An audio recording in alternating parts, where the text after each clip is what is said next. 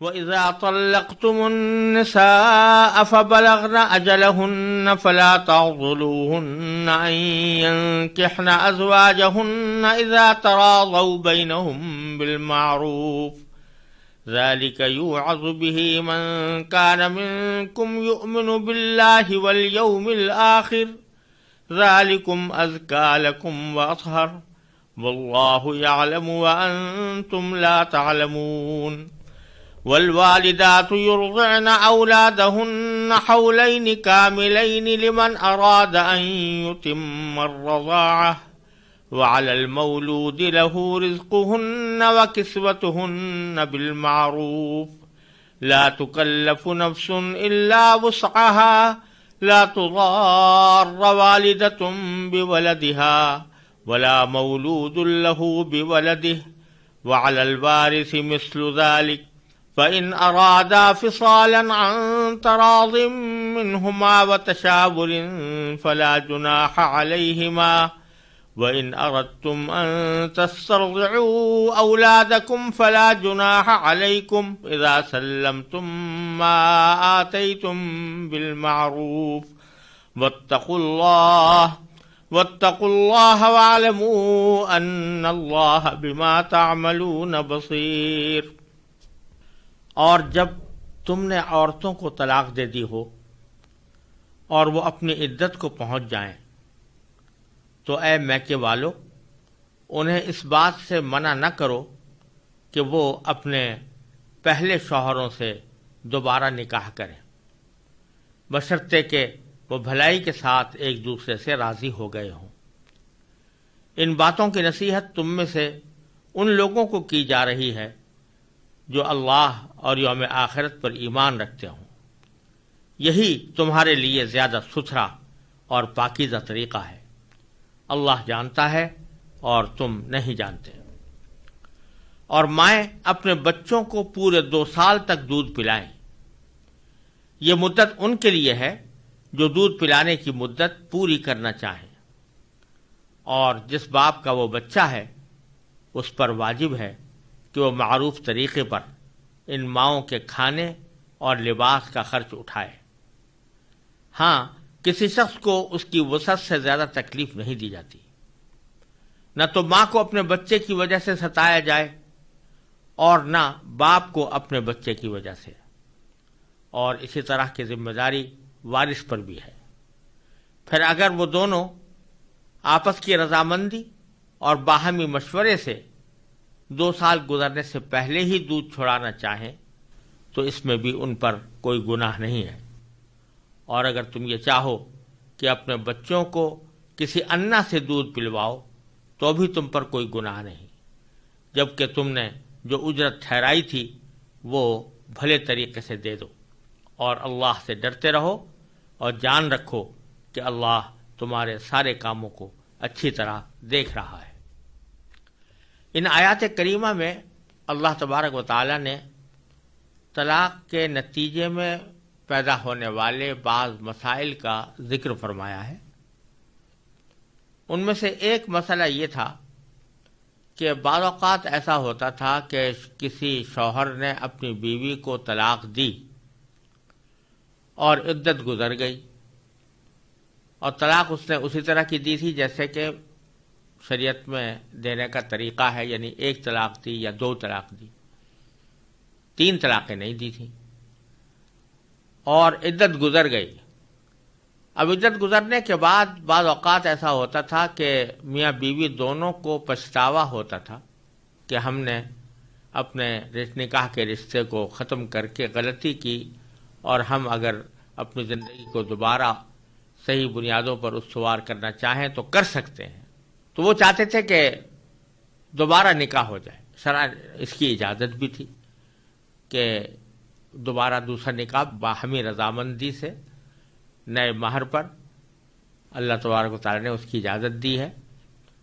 تو اجازت بھی تھی۔ لیکن ہوتا یہ تھا کہ بعض مرتبہ میکے والے، اس عورت کے میکے والے، وہ عورت کو پچھلے شوہر سے نکاح کرنے سے منع کرتے تھے اور کہتے تھے کہ اب ہم تمہیں اس شوہر کے پاس نہیں جانے دیں گے جس نے تمہیں پہلے طلاق دی تھی۔ گویا ایک طرح سے اس کو اپنے غیرت کا مسئلہ بنا لیتے تھے، اپنی انا کا مسئلہ بنا لیتے تھے کہ چونکہ شوہر نے ایک مرتبہ طلاق دے دی ہے، لہذا اب ہم اس کو دوبارہ نکاح کا رشتہ استوار کرنے کی اجازت نہیں دیں۔ اگرچہ عورت کو اللہ تبارک و تعالیٰ نے نکاح کے معاملے میں یہ اختیار دیا ہے کہ اگر وہ خود بھی اپنا نکاح کرنا چاہے تو اس کی اجازت ہے، لیکن ہوتا یہ تھا کہ ان لوگوں کے دباؤ کی وجہ سے، میکے والوں کے دباؤ کی وجہ سے وہ عورت نکاح کرنے سے قاصر رہتی تھی۔ تو اللہ تبارک و تعالیٰ نے یہاں حکم دیا ان میکے والوں کو کہ لا تعضلوہن، ان کو منع نہ کرو، ان ینکحن ازواجہن، کہ وہ نکاح کریں اپنے سابق شوہروں سے، اذا تراضوا، جبکہ ان کے درمیان آپس میں رضامندی سے بات طے ہو گئی ہو، بالمعروف، بھلائی کے ساتھ۔ یعنی اب دونوں کو پچھتاوا ہو گیا، اپنی سابق غلطیوں کا اندازہ ہو گیا، اس کے خمیازہ بھی بھگت لیا، تو اب اصلاح کی امید ہے، اور آپس میں انہوں نے طے کر لیا کہ آئندہ ہم اپنی زندگی بھلائی کے ساتھ گزاریں گے، تو اب کوئی وجہ نہیں ہے کہ ان کو روکا جائے۔ اور پھر اللہ تبارک و تعالیٰ نے میکے والوں سے کہا کہ ہم یہ نصیحت جو کر رہے ہیں ان لوگوں کو کر رہے ہیں جو اللہ اور یوم آخرت پر ایمان رکھتے ہوں، ذالک یوعظ بہ من کان منکم یؤمن باللہ والیوم الآخر، ان باتوں کی نصیحت تم میں سے ان لوگوں کو کی جا رہی ہے جو اللہ اور یوم آخرت پر ایمان رکھتے ہوں۔ یعنی اشارہ اس طرف کیا جا رہا ہے کہ اگر تمہارا واقعتاً اللہ اور یوم آخرت پر ایمان ہے تو پھر یہ بات تمہیں قبول کرنی چاہیے اور اس نصیحت کو اپنے پلے باندھنا چاہیے اور اس سے اعراض نہ کرنا چاہیے، کیونکہ ذالکم ازکا لکم، یہ تمہارے لیے زیادہ ستھرا و اطہر اور زیادہ پاکیزہ طریقہ ہے۔ واللہ یعلم وانتم لا تعلمون۔ اور بعض اوقات میکے والوں کے جذبات بڑے مشتعل ہوتے ہیں اور ان کی غیرت اس کو گوارا نہیں کرتی کہ ان کی لڑکی وہ دوبارہ اس شوہر کے پاس جائے، لیکن جب اللہ تبارک و تعالیٰ فرما رہے ہیں کہ باہمی رضامندی سے جب انہوں نے طے کر لیا ہے تو اب تمہیں بیچ میں رکاوٹ نہیں ڈالنی چاہیے، تو یہ سمجھو کہ اللہ جانتا ہے، واللہ یعلم وانتم لا تعلمون، اور تم نہیں جانتے، لہذا چاہے تمہارے جذبات کچھ ہی ہوں، اسی طریقے پر عمل کرنا تمہارے لیے درست اور مناسب اور پاکیزہ طریقہ ہے کہ ان کو پچھلے شوہروں کے پاس جانے سے نہ روکو۔ ایک مسئلہ جو طلاق کے بعد کھڑا ہوتا ہے اور بعض اوقات شوہر اور بیوی کے درمیان طلاق کے بعد جھگڑوں کا سبب بھی بن جاتا ہے، وہ بچوں کی پرورش اور بچوں کے دودھ پلانے کا معاملہ ہے۔ اس لیے اللہ تبارک و تعالیٰ نے یہاں دودھ پلانے کے کچھ احکام ذکر فرمائے ہیں، اگرچہ سیاق تو چل رہا ہے طلاق کا، اور گویا طلاق کے سیاق میں اس مسئلے کو لانے کا مقصد یہ ہے کہ طلاق کے بعد اگر بچے کو دودھ پلانے کے معاملات میں کوئی تنازع پیدا ہو جائے تو تمہیں یہ اصول اور یہ احکام تمہارے سامنے رہیں، مستحضر رہیں۔ لیکن جو احکام بیان فرمائے گئے ہیں وہ طلاق کے بعد کی حالت کے ساتھ مخصوص نہیں ہے، بلکہ جب نکاح قائم ہے اس زمانے کے اندر جو بچے کو دودھ پلایا جا رہا ہے اس پر بھی یہ تمام احکام پوری طرح حاوی اور عائد ہوتے ہیں۔ تو پہلے تو یہ فرمایا کہ اولاد کو، بچوں کو دودھ پلانے کی ایک مدت بیان فرما دی کہ والوالدات یرضعن اولادہن، مائیں اپنے بچوں کو دودھ پلائیں، حولین کاملین، 2 پورے سال، لمن اراد ان یتم الرضاعہ، ان کے لیے جو دودھ پلانے کی مدت پوری کرنے کا ارادہ کریں۔ اس آیت نے بتا دیا کہ بچے کو دودھ پلانے کی کل زیادہ سے زیادہ مدت 2 سال ہے۔ 2 سال پورے ہونے پر اس کا دودھ چھڑانا ضروری ہے، اور چونکہ بچہ دودھ رفتہ رفتہ ہی چھوڑتا ہے، تو اس واسطے کچھ پہلے سے اس کو دودھ چھڑانے کی کوشش کرنی چاہیے۔ پھر یہ فرمایا کہ وَعَلَى الْمَوْلُودِ لَهُ رِزْقُهُنَّ وَكِسْوَتُهُنَّ بِالْمَعْرُوفِ، یعنی جس باپ کا وہ بچہ ہے جسے دودھ پلایا جا رہا ہے، اس پر واجب ہے، یعنی باپ پر واجب ہے کہ وہ معروف طریقے پر ان ماؤں کے کھانے اور لباس کا خرچ اٹھائے۔ یعنی جو ماں اپنے بچے کو دودھ پلا رہی ہے تو اس کا خرچہ، اس کے کھانے کا خرچہ، اس کے لباس کا خرچہ وہ بچے کے باپ پر واضح ہے، بچے کے باپ کے اوپر عائد ہوتا ہے، واجب ہے کہ بچے کا باپ اس کو ادا کرے۔ تو اس میں جو یہ احکام بیان فرمائے گئے ہیں کہ دودھ کی زیادہ سے زیادہ مدت 2 سال ہے، یہ بھی طلاق کے ساتھ مخصوص نہیں ہے، بلکہ جب نکاح قائم ہو اس وقت دودھ پلایا جا رہا ہو تب بھی مدت یہی ہے 2 سال کی۔ اس کے دوسری جو بات اس آیت کریمہ میں بتائی گئی ہے وہ یہ کہ اگر ماں باپ کے درمیان نکاح قائم ہے تو خرچہ واجب ہے دودھ پلانے والی ماں کا شوہر کے اوپر، تو یہ خرچہ تو نکاح کی وجہ سے واجب اگر نکاح قائم ہے تو۔ لیکن اگر طلاق ہو گئی ہے اور طلاق ہونے کے بعد ماں بچے کو دودھ پلا رہی ہے تو عدت کے دوران دودھ پلانا مطلقہ ماں پر واجب ہے، اور اس دوران اس کا نفقہ طلاق دینے والے شوہر پر واجب ہوگا۔ اور عدت اگر گزر گئی اور پھر بھی بچے کو ماں کے دودھ کی ضرورت ہے تو ماں دودھ پلائے، لیکن ساتھ ساتھ وہ مطلقہ ہونے کی وجہ سے چونکہ بحیثیت نکاح کے اس کا نفقہ شوہر پر نہیں ہو رہا اور پھر بھی وہ بچے کو دودھ پلا رہی ہے، تو مطلقہ ماں عدت کے بعد دودھ پلانے کی اجرت کا شوہر سے مطالبہ کر سکتی ہے، سابق شوہر سے مطالبہ کر سکتی ہے کہ میں چونکہ تمہارے بچے کو دودھ پلا رہی ہوں تو مجھے دودھ پلانے کی اجرت اسی طرح دو جیسے کہ دوسرے اناؤں کو اگر رکھا جاتا تو ان کو جو اجرت دی جاتی وہ بیوی کو بھی اجرت دینا ضروری ہے، اس کا مطالبہ اس کے لیے جائز ہے۔ یہ مطلب ہے کہ وعلی المولود لہ، اور لفظ یہ استعمال کیا جس باپ کا وہ بچہ ہے، اشارہ کر دیا اس علت طرف کہ جو تمہیں جو نفقے کا پابند بنایا جا رہا ہے یا تمہارے ذمہ جو یہ بات عائد کی جا رہی ہے کہ تم دودھ پلانے والی کا خرچہ بھی برداشت کرو، اس کا لباس کا خرچہ بھی برداشت کرو، وہ اس وجہ سے کہ جس بچے کو وہ دودھ پلا رہی ہے وہ تمہارا بچہ ہے، جس باپ کا وہ بچہ ہے اس پر واجب ہے کہ وہ معروف طریقے پر ان ماؤں کے کھانے اور لباس کا خرچ اٹھائے۔ لیکن جملہ 20 میں اللہ تبارک و تعالی نے فرما دیا لا تکلف نفس الا وسعها، کہ کسی بھی شخص کو اس کی وسعت سے زیادہ تکلیف نہیں دی جاتی، یعنی شوہر کے ذمے جو خرچہ ہے دودھ پلانے والی ماں کا تو وہ اس کی وسعت کی حد تک ہی واجب ہے،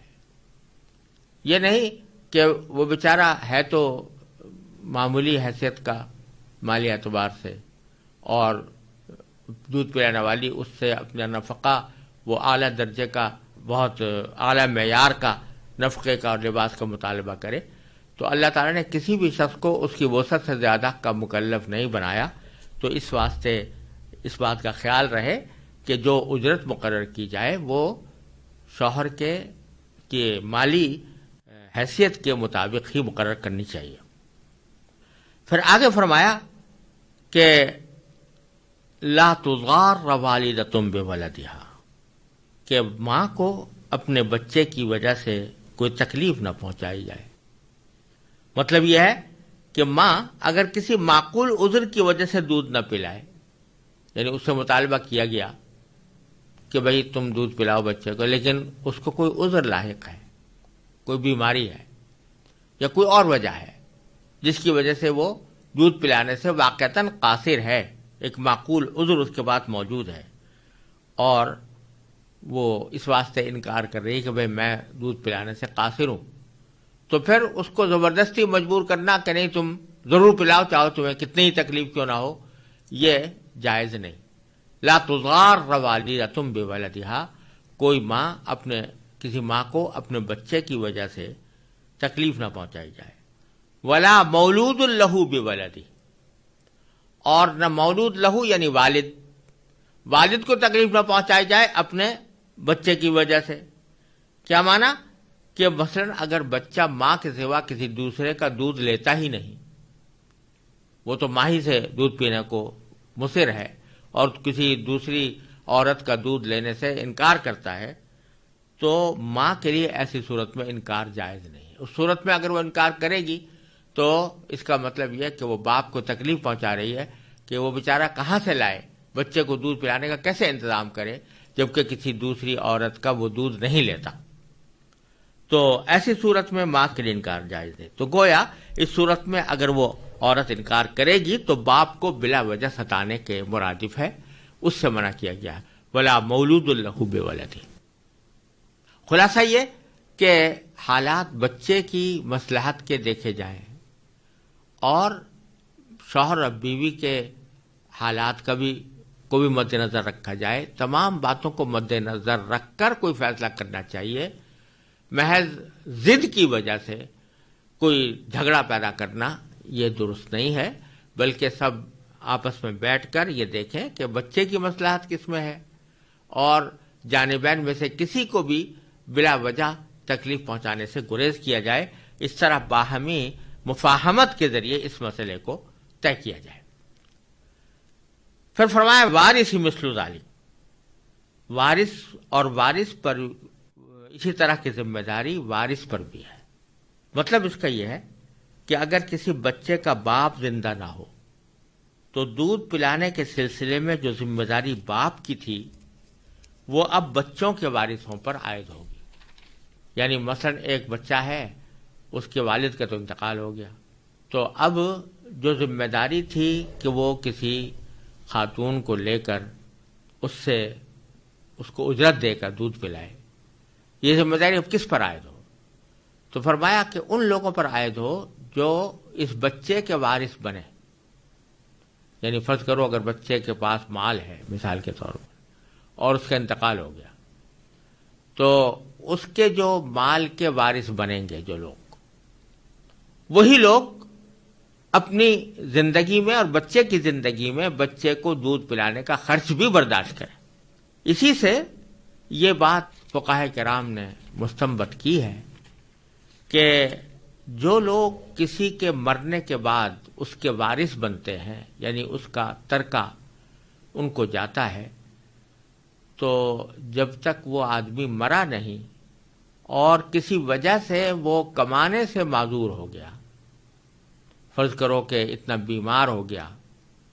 یا اتنا اپاہج ہو گیا کہ وہ کوئی کام کرنے سے قاصر ہے، خود کما نہیں سکتا،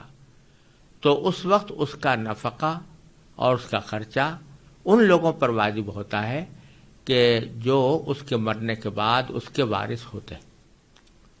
گویا اللہ تبارک و تعالیٰ نے یہ ایک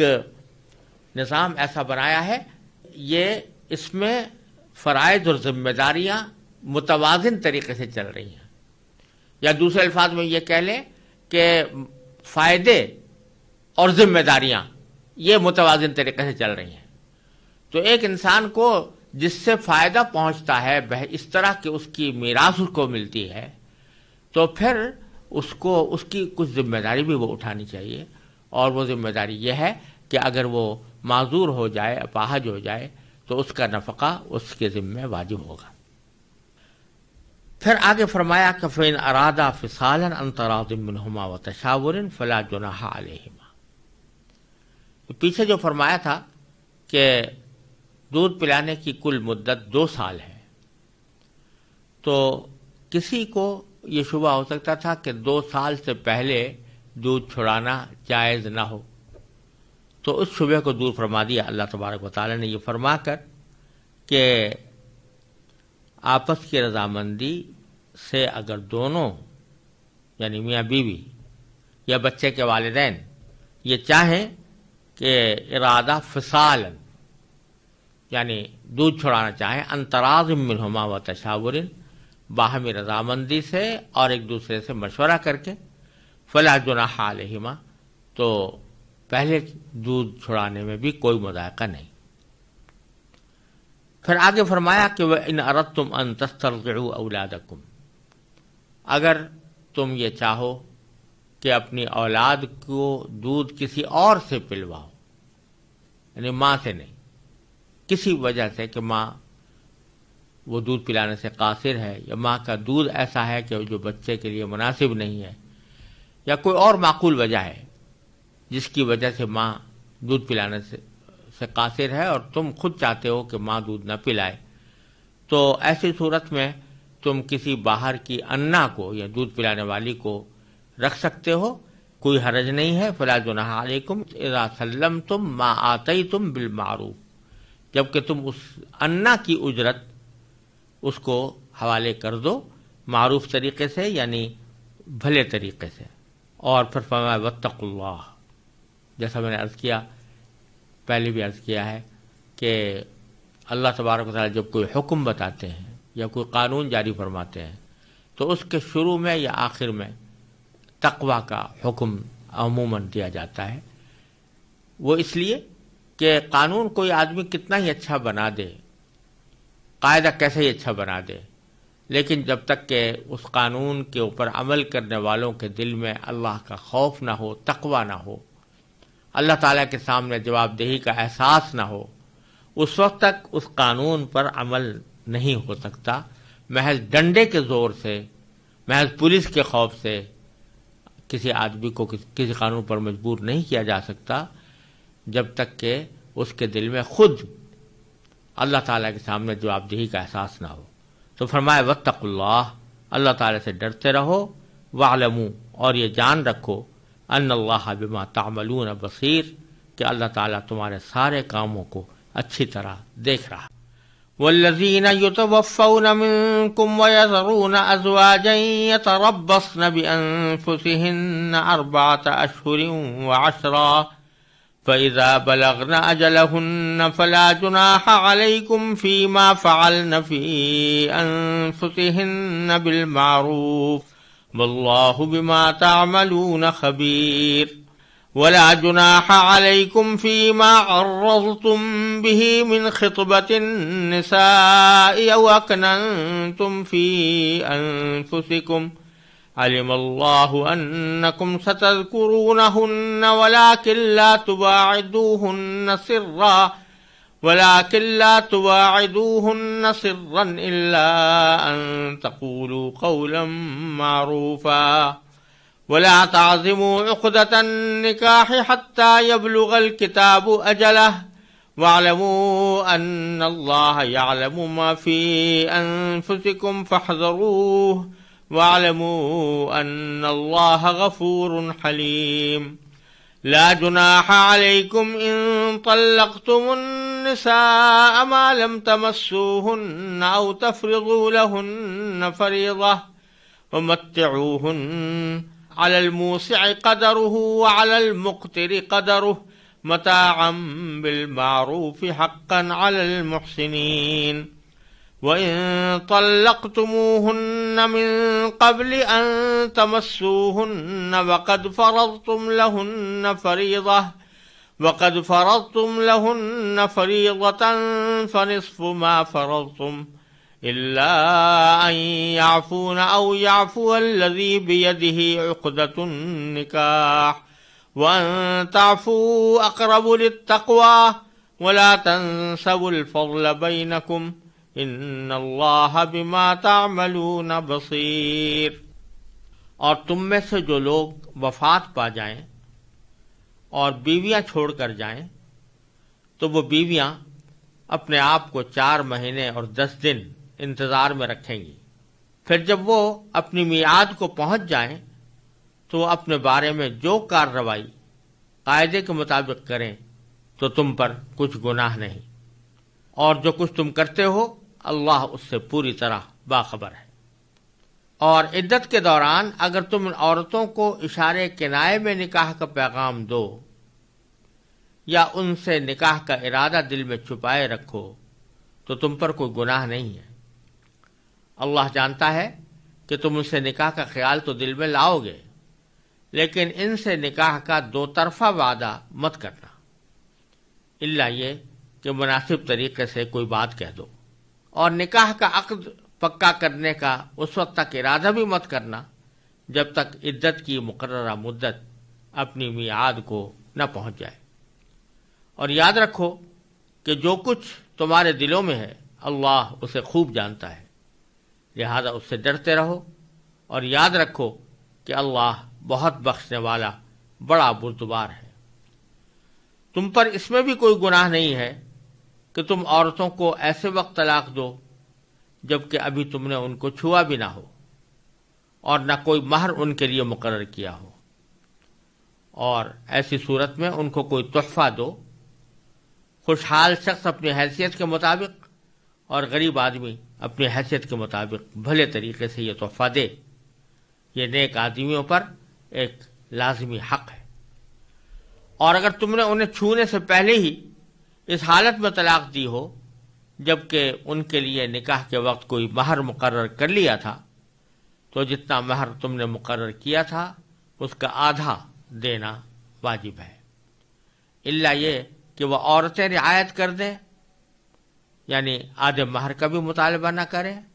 یا وہ شوہر جس کے ہاتھ میں نکاح کی گرہ ہے رعایت کرے اور پورا مہر دے دے۔ اور اگر تم رعایت کرو تو یہ تقویٰ کے زیادہ قریب ہے، اور آپس میں فراخ دلی کا برتاؤ کرنا مت بھولو۔ جو عمل بھی تم کرتے ہو اللہ یقیناً اسے دیکھ رہا ہے۔ ان آیات کریمہ میں اللہ تبارک و تعالی نے عدت کے کچھ مسائل بیان فرمائے ہیں اور کچھ مہر کے مسائل، کیونکہ پیچھے بھی گفتگو طلاق کے احکام کے متعلق چل رہی تھی، تو اسی مناسبت سے عدت کا کے بھی کچھ احکام اور مہر کے بھی کچھ احکام اللہ تعالیٰ نے عطا فرمائے ہیں۔ پہلے تو یہ فرمایا کہ اگر کسی بیوی کا شوہر وفات پا جائے تو اس کو 4 مہینے 10 دن عدت گزارنی چاہیے۔ چنانچہ فرمایا والذین یتوفون منکم، اور تم میں سے جو لوگ وفات پا جائیں، ویذرون ازواجا، اور وہ بیویاں چھوڑ کر جائیں، تو یتربصن بانفسہن، تو وہ بیویاں اپنے آپ کو 4 مہینے اور 10 دن انتظار میں رکھیں گی۔ یتربصن بانفسہن 4 اشہر و10۔ یہ 4 مہینے 10 دن جو اللہ تبارک و تعالی نے مقرر فرمائے ہیں شوہر کی وفات کے بعد عدت کے ایام، اس میں 2 پہلو ہیں۔ ایک پہلو یہ ہے کہ یہ جانے والے شوہر کا ایک اکرام ہے، اور جانے والے شوہر کی وفات پر ایک طرح سے سوگ منانے کے ایام ہیں جو عدت ان کے اوپر مقرر کی گئی ہے، اور اسی وجہ سے اس عدت کے دوران ان خواتین کے لیے زیب و زینت کے جو معروف طریقے ہوتے ہیں ان کو اختیار کرنا جائز نہیں ہوتا، اور گھر سے نکلنا بھی عام حالات میں جائز نہیں ہوتا، لیکن ان کو اس بات کا پابند کیا گیا ہے کہ وہ گھروں میں رہیں اور سوگ کے انداز میں رہیں، زیب و زینت سے پرہیز کریں۔ یہ جانے والے شوہر کا ایک اکرام ہے۔ دوسرا پہلو اس کا یہ ہے کہ جب شوہر کا انتقال ہوا ہو تو عین ممکن ہے کہ اس حالت میں انتقال ہوا ہو کہ اس سے کوئی حمل بیوی کے ٹھہر چکا ہو۔ اگر حمل ٹھہر چکا ہوگا تو اس صورت میں 4 مہینے 10 دن بھی کافی نہیں ہیں، بلکہ بچے کی پیدائش ضروری ہے۔ اللہ تعالیٰ نے ان حکم کا اس بات کا خاص اہتمام فرمایا ہے کہ اگر ایک شوہر سے حمل قرار پا چکا ہے تو اب اس حالت میں جب تک کہ وضع حمل نہ ہو جائے کسی دوسرے کو وہاں پر جانے کی اجازت نہیں ہونی چاہیے، اس واسطے نکاح اس وقت تک جائز۔ چنانچہ اگر بالفرض اس عورت کو حمل ہے تو اس صورت میں 4 مہینے 10 دن ہی نہیں بلکہ اگر زیادہ مدت گزارنی پڑے بچے کی پیدائش کی وجہ سے تو وہ بھی گزارنی چاہیے۔ پھر فرمایا کہ فَإِذَا بَلَغْنَ أَجَلَهُنَّ، جب وہ اپنی مدت کو یا میعاد کو پہنچ جائیں، یعنی عدت گزر جائے، فلا جناح علیکم فیما فعلن فی انفسہن بالمعروف، تو تمہارے اوپر کوئی گناہ نہیں ہے اس کسی کارروائی میں جو اپنی ذات کے بارے میں کچھ کریں، معروف طریقے سے، یعنی دستور کے مطابق، قاعدے کے مطابق۔ مراد یہ ہے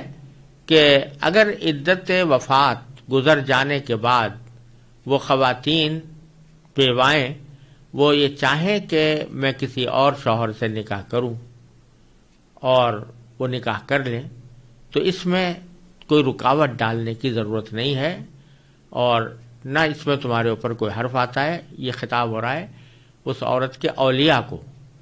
یعنی اس کے سرپرستوں کو، کہ تم لوگ اس کو اپنے انا کا مسئلہ نہ بنانا، اپنی غیرت کا مسئلہ نہ بنانا، اور اس میں کوئی مذاکرہ نہیں ہے کہ اگر وہ عدت وفات گزارنے کے بعد کسی اور شوہر سے نکاح کر لیتی ہیں تو اس میں کوئی حرج نہیں، بشرطے کہ وہ معروف طریقے سے ہو، یعنی قاعدے کے مطابق ہو، جیسے کہ قرآن کریم دوسری جگہ فرمایا کہ خفیہ آشنائیاں پیدا کرنے کا طریقہ نہ ہو، بلکہ سنت کے مطابق نکاح کا اقدام ہو، تو اس میں کوئی مذاکرہ نہیں۔ یہ اس لیے بھی خاص طور پر یہ بات فرما دی گئی کہ بہت سے معاشروں میں بیواؤں کا نکاح کرنا بہت معیوب سمجھا جاتا ہے، اور خود ہمارے ہندوستان کے اندر، غیر منقسم ہندوستان میں، کسی بیوہ کا دوسری شادی کر لینا یہ بہت بڑا عیب سمجھا جاتا تھا، اور کسی بیوہ کو اجازت نہیں ہوتی تھی کہ وہ اپنے شوہر کے انتقال کے بعد کسی اور سے نکاح کرے۔ چنانچہ بکثرت ایسا بھی ہوتا تھا کہ کسی خاتون کا شوہر شادی کے بہت جلدی بعد انتقال کر گیا، اور وہ لڑکی نوجوان ہے، نو عمر ہے، لیکن اس کو اس بات پر مجبور کیا جاتا تھا کہ وہ کوئی دوسرا نکاح نہ کرے، ساری زندگی اسی طرح گزار دے۔ یہ بڑا ظلم تھا جو خواتین کے اوپر روا رکھا جاتا تھا۔ قرآن کریم نے اس کو یہاں پر واضح فرما دیا کہ بیوہ کا نکاح کرنا کوئی نہ معیوب بات ہے، نہ اس میں کوئی گناہ ہے، بلکہ تمہیں کے اندر کوئی رکاوٹ ڈالنی نہیں چاہیے۔ اور آگے بھی اللہ تعالیٰ نے بیواؤں کے نکاح سے متعلق مزید کچھ احکام عطا فرمائے ہیں۔ جیسا میں نے عرض کیا کہ ہندوستان کے طول و عرض میں یہ رسم چلی جاتی تھی کہ بیواؤں کی شادی کرنا جائز نہیں سمجھا جاتا تھا، بہت بڑا عیب سمجھا جاتا تھا۔ تو علماء کرام نے اس دور کے اندر کوئی تحریک کے طور پر ہندوستان میں شروع کیا، نکاح بیوگان کی تحریک کہلاتی ہے۔ حضرت مولانا محمد قاسم صاحب نانوتوی رحمۃ اللہ علیہ، حضرت حاجی امداد اللہ صاحب مہاجر مکی رحمۃ اللہ علیہ، اور دوسرے بہت سے علماء کرام نے باقاعدہ مہم چلائی کہ بیواؤں کے نکاح کرانے کی مہم چلائی گئی، اور اس بات کو جو بہت ہی مایوب سمجھا جاتا تھا اس کو اپنے عمل سے اس کی تردید کی۔ اس کے نتیجے میں الحمدللہ اب صورتحال میں تبدیلی پیدا ہوئی ہے، اور اب بیواؤں کے نکاح کو اتنا معیوب نہیں سمجھا جاتا جتنا پہلے سمجھا جاتا تھا۔ پھر فرمایا واللہ بما تعملون خبیر، اللہ تعالیٰ ہر اس بات کو جانتے ہیں جو تم کرتے ہو، تمہارے سارے کاموں سے باخبر ہے اللہ تبارک و تعالیٰ، لہذا کوئی کام ایسا نہ کرو کہ جو اللہ تعالیٰ کے احکام اور ہدایات کے خلاف۔ پھر آگے جو آیت آ رہی ہے اس میں در حقیقت بیان یہ مقصود ہے کہ جب عورت عدت گزار رہی ہے، اس کے شوہر کا انتقال ہو چکا ہے اور وہ عدت گزار رہی 4 مہینے 10 دن کی مدت، اس عدت کے دوران اس کو نکاح کا پیغام دینا جائز نہیں، باقاعدہ پیغام دینا، یعنی کوئی شخص یہ چاہے کہ اس عدت کے دوران جا کر اس سے کہے کہ بھئی میں آپ سے نکاح کرنا چاہتا ہوں اور عدت کے بعد ہم آپس میں ایک دوسرے سے نکاح کر لیں گے، تو یہ پیغام دینا بھی جائز نہیں اور اس قسم کا معاہدہ کرنا بھی جائز نہیں۔ البتہ اللہ تبارک و تعالی نے اس آیت میں یہ فرمایا ہے کہ اگرچہ صراحتاً پیغام دینا تو جائز نہیں ہے، لیکن اگر اشارے کنائے میں کوئی ایسی بات کہہ دی جائے جس سے عورت سمجھ جائے کہ مقصود یہ ہے کہ عدت کے بعد یہ شخص نکاح کرنا چاہتا ہے، تو اشارے کنائے میں اس طرح کی کوئی بات کہہ دینے کی گنجائش ہے، اس میں حرج نہیں ہے۔ مثلا یہ کہہ دے کہ میں بھی کسی مناسب رشتے کی تلاش میں ہوں، وغیرہ. تو اللہ تعالیٰ فرماتے ہیں وَلَا جُنَاحَ عَلَيْكُمْ فِي مَا عَرَّضْتُمْ بِهِ، اور تمہارے اوپر اس میں کچھ گناہ نہیں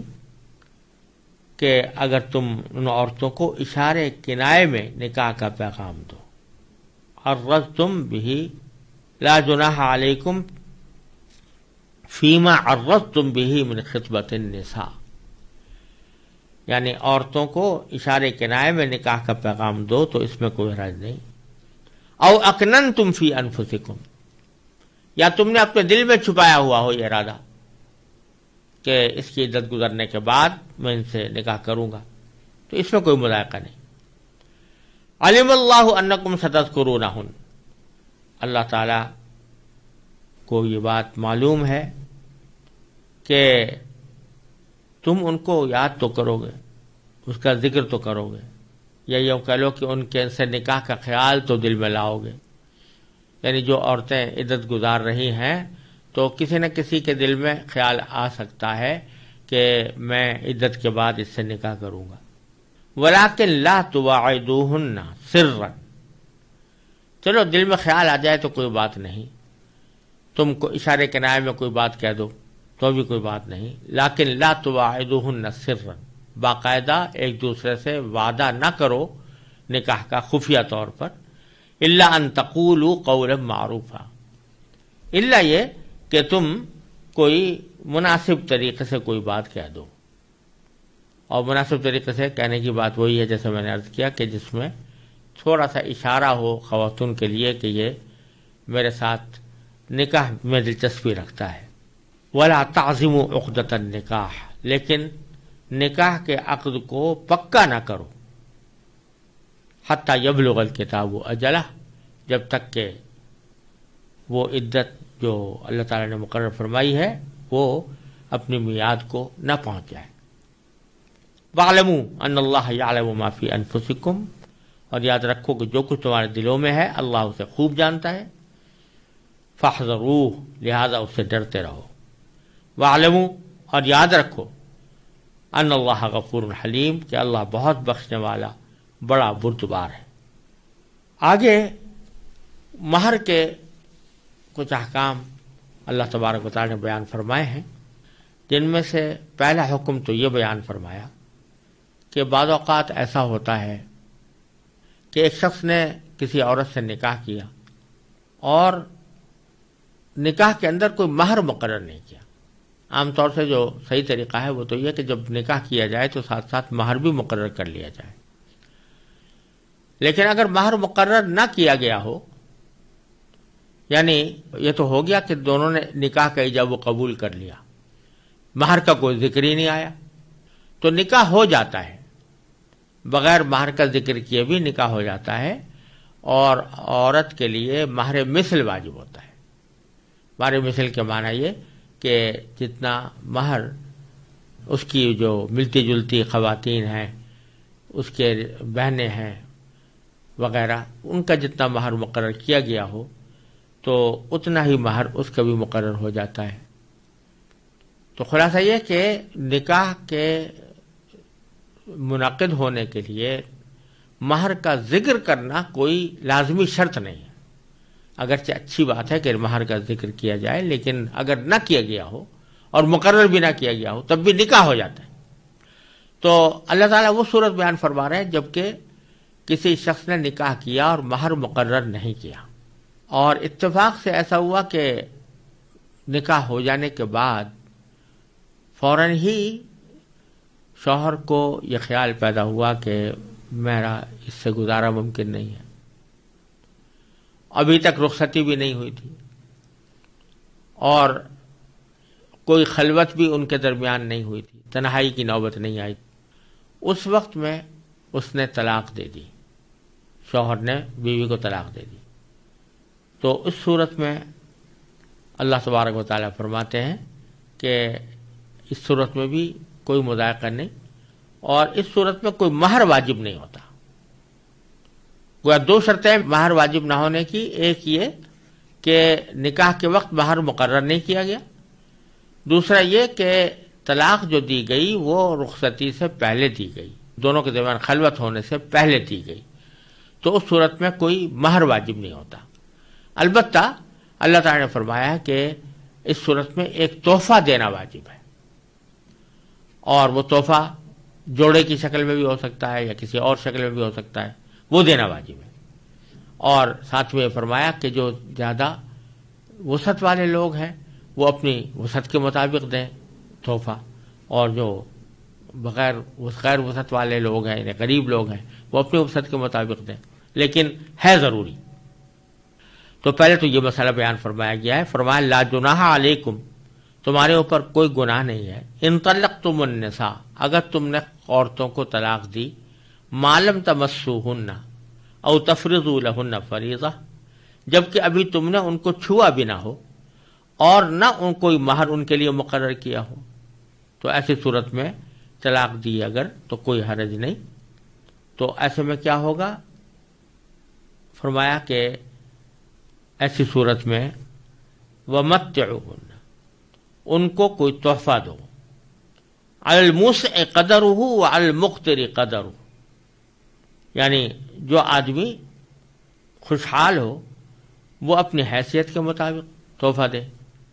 اور مقتر یعنی غریب آدمی اپنی حیثیت کے مطابق تحفہ دے،